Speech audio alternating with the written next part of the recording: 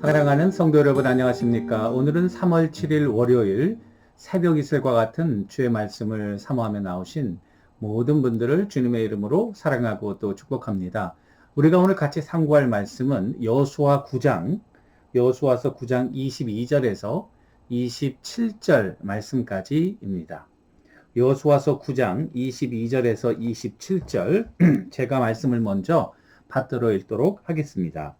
여호수아가 그들을 불러다가 말하여 이르되 너희가 우리 가운데 거주하면서 어찌하여 심히 먼 곳에서 왔다고 하여 우리를 속였느냐. 그러므로 너희가 저주를 받나니 너희가 대를 이어 종이 되어 다 내 하나님의 집을 위하여 나무를 패며 물을 깃는 자가 되리라 하니 그들이 여호수아에게 대답하여 이르되 당신의 하나님 여호와께서 그의 종 모세에게 명령하사 이 땅을 다 당신들에게 주고 이 땅의 모든 주민들을 당신들 앞에서 멸하라 하신 것이 당신의 종들에게 분명히 들리므로 당신들로 말미암아 우리의 목숨을 잃을까 심히 두려워하여 이같이 하였나이다.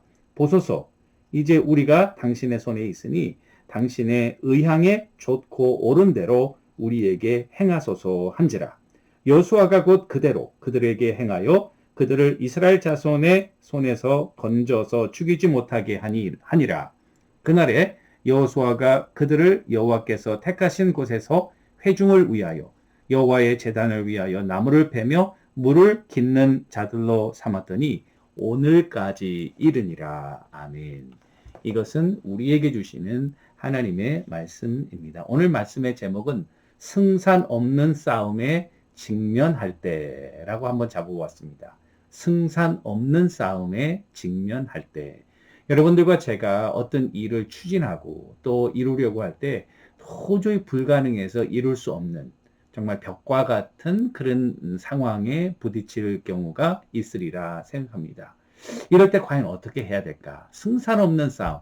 우리가 싸움은 싸워야 되는데 도저히 이길 자신이 없는 그런 싸움에 임했을 때에 우리가 이것을 어떻게 난관을 극복하느냐 이런 문제를 한번 살펴보려고 합니다. 오늘 본문은 여호수아가 이제 아이성도 점령하고 가나안 전복 중에서 특별히 가나안 족속 중에 한 부류인 기브온 족속에게 속아서 평화 조약을 맺음으로 전쟁을 피하고 기브온 족속들이 죽음을 피할 뿐만 아니라 이스라엘 백성들의 한 일부가 되어서 성전에서 하나님의 그런 제사를 준비하는 그와 같은 일을 하게 하는 민족으로 정착하게 된 과정을 보여줍니다.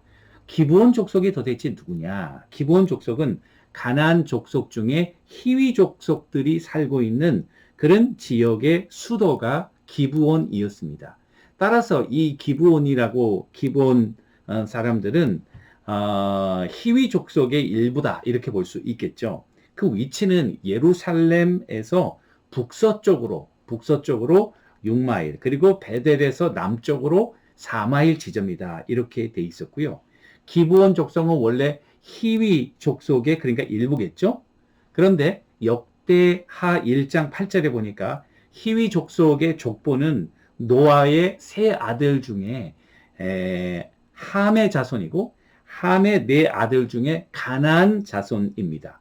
그리고 현재 기브온의 위치는 팔레스타인 남동부 끝에 있는 집이라는 도시가 바로 이 기브온이 되겠습니다.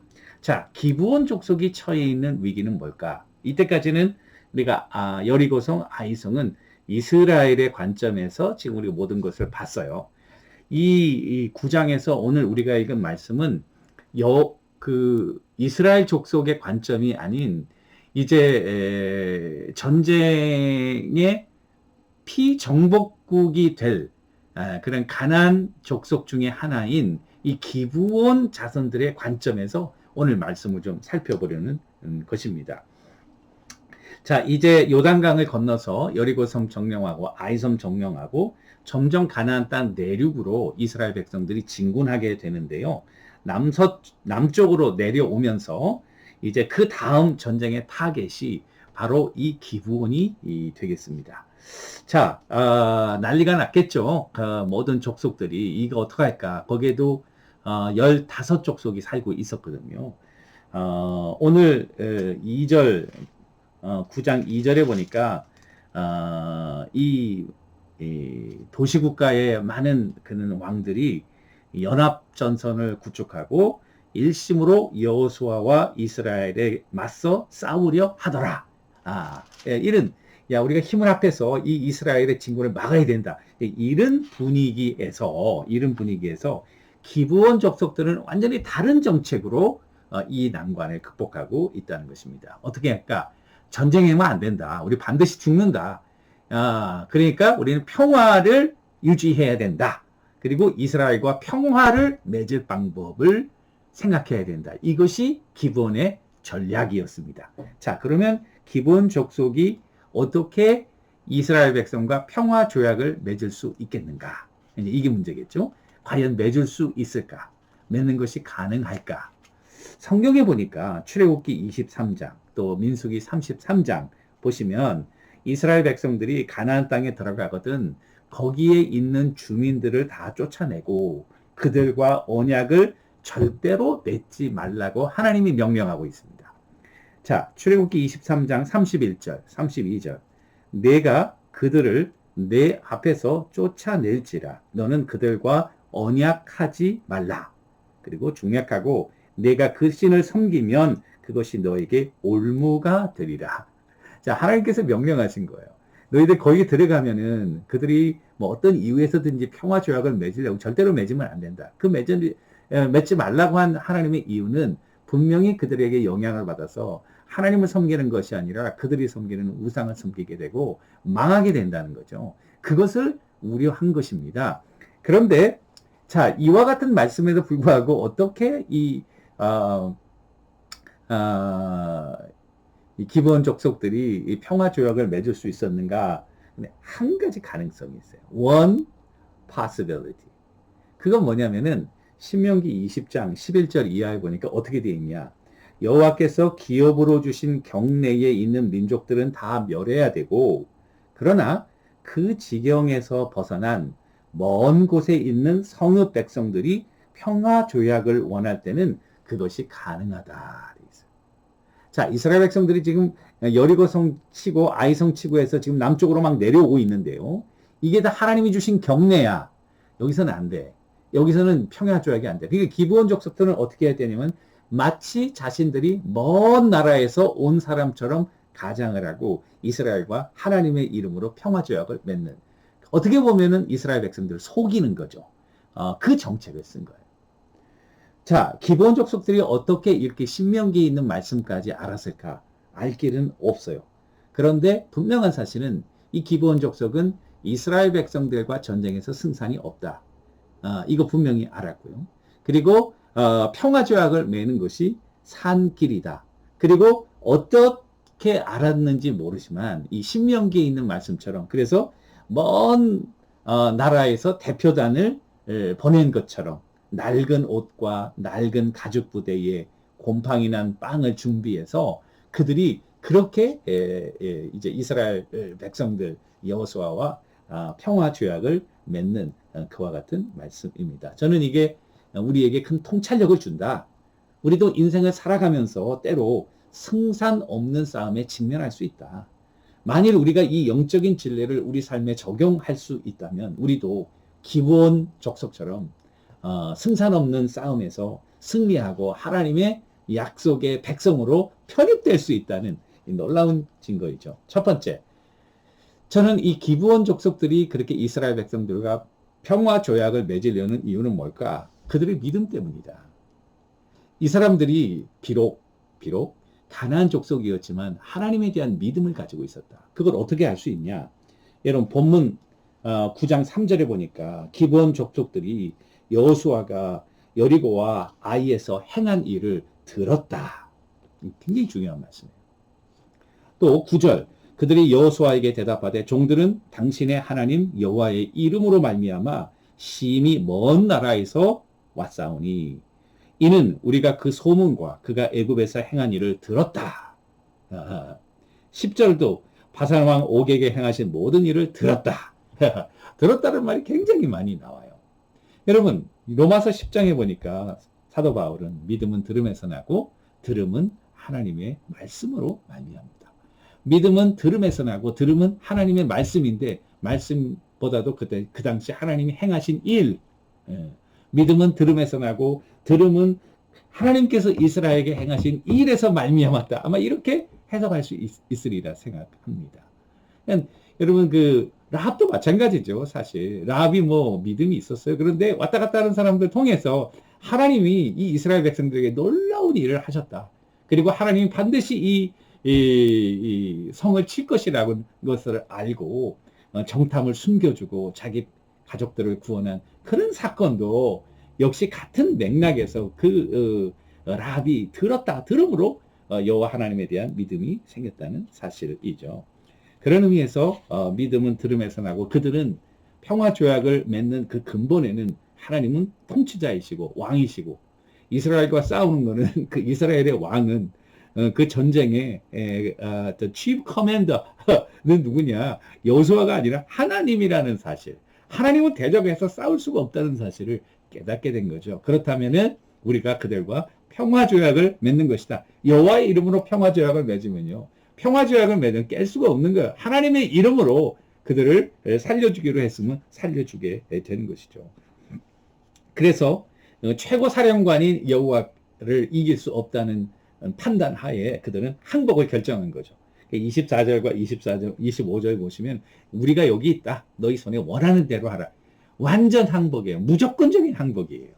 자, 무조건적인 항복은 하나님에 대한 무조건적인 항복은 승리다. 믿으시면 아멘. 하나님에 대한 무조건적인 항복은 승리이다. 우리가 왜 영적인 전쟁에서 승리하지 못할까? 하나님께 항복하지 않는 거예요. 하나님께 항복하지 않으면은 내 뜻대로, 내 생각대로, 내 감정대로 행동하게 되겠죠? 내 생각, 내 감정대로 하나님의 목적과 관계없는 실패죠, 그거는. 그런데 하나님께 항복하면은 하나님이 나를 통해서 역사하시고 하나님이 나를 통해서 하나님의 능력을 드러내시기 때문에 반드시 승리라는 사실입니다. 그런 의미에서 이 기브온 족속들은 여호와 하나님에 대한 믿음의 근거에서 그들 하나님께 순종, 전적인 항복을 통해서 위기를 극복하고 있었다는 사실입니다. 우리가 이런 어려운 난관에 직면했을 때의 전진이 없는 것은 아직도 하나님께 항복하지 않았기 때문이죠. 자, 항복에서 그들은 어떻게 될까? 승리했죠. 아니 여호와의 그 전에서 제단에서 나무를 패고 물을 깃고 종인데 노예인데 이 노예가 승리겠나? 첫 번째 죽음을 면했죠. 두 번째 성전에서 일을 하게 됐죠. 여호와 하나님. 이것은 레위인들이 하는 거예요. 그리고 세 번째 약속의 자손이 된 거예요. 여러분 그것보다 더 큰 축복이 어디 있어요? 그런 의미에서 기브온 족속들은 싸울 수 없는 전쟁에서 하나님께 항복함으로 믿음으로 항복함으로 승리한 대표적인 케이스다. 자, 이 기브온 족속들이 과연 어떻게 되었을까? 현재도 남아있나? 궁금해서 제가 살펴보았는데 그 자료들에 의하니까 바벨론포로 이 유다가 망할 때에 이들이 이디오피아로 다 피난을 갔다 이렇게 돼 있어요. 그래서 그 사람들을 팔라샤 혹은 Jew of Abyssinia, 이디오피아의 옛 이름이에요. Jew of Abyssinia, 이디오피아 주라는 이름으로 거주하고 있고요. 놀라운 사실은 이스라엘 정부가 이디오피아 내란이 있을 때에 1984년, 85년 이스라엘 정부가 오퍼레이션 모세 작전이라는 통해서 이 기브온 족속들의 후예들 5만 6천 명을 수송했고요. 2차로 91년 5월에 14,000명, 3차로 2005년에서 2007년까지 2만 명. 그래서 현재 이스라엘에 정착한 이 기브온 사람들은 9만 명이 넘었다는 사실입니다. 여러분 놀랍지 않아요? 2000년이 지났는데도 이스라엘 백성들이 이 사람들의 생존권을 지키고 있다는 것입니다. 그 근거는 이 여호수아와 맺은 그 평화 조약, 하나님과의 맺은 평화 조약, 이것은 영원하다는 사실입니다. 사랑하는 성도 여러분, 우리가 정말 승산이 없는 싸움에서 하나님께 항복함으로 아직까지도 생명을 유지하고 있는 이 이디오피아 주들처럼 여러분들과 저도 믿음으로 하나님께 항복함으로 새로운 돌파구를 여는 성령의 놀라운 은혜가 있게 되기를 주님의 이름으로 축원합니다. 기도하겠습니다. 하나님 아버지, 승산 없는 싸움에서 하나님께 항복하는 것이 유일한 승리의 길임을 깨닫고 하나님 앞에 전적으로 의지하는 우리 모두 되게 하옵소서. 예수님의 이름으로 기도합니다. 아멘. 오늘도 주님과 동행하시는 여러분들과 제가 되기를 주님의 이름으로 축원합니다. 감사합니다.